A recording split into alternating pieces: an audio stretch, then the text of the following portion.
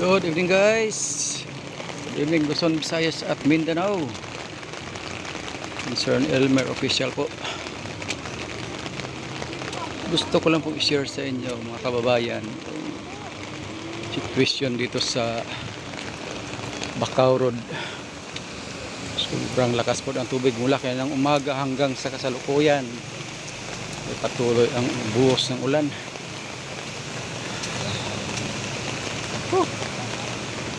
Ito po tayo sa overpass.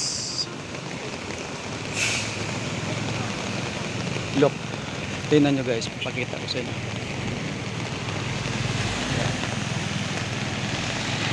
Yan po yung ulan. Yan po yung tubig dito sa may Bacau. Lakas oh. Oo, kay Arsa din, pwede pa naman eh. Ano, 4-5. Itirik yan. Sino yun?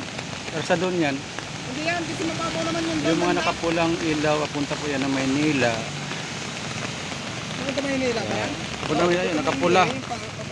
Yung naka-orange naman, papunta yan ng Ternate, Naik, Maragondon,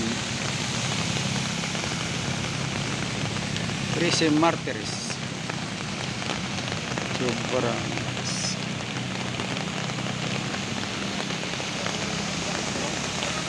walang tigil ang ulan.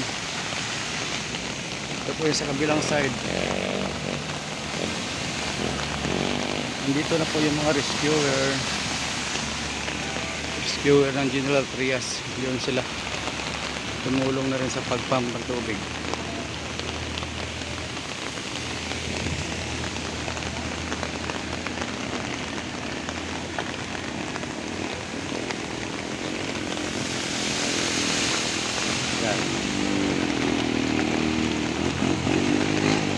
Grabe yung ulan, nagsha-shower.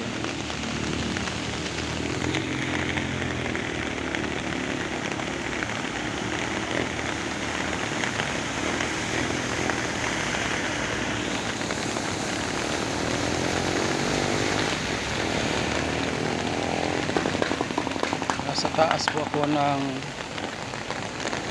overpass.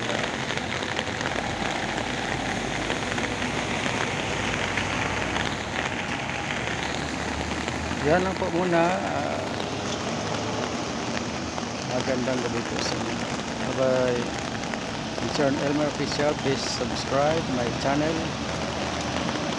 God bless po sa ating lahat. Ingat po kayong lahat.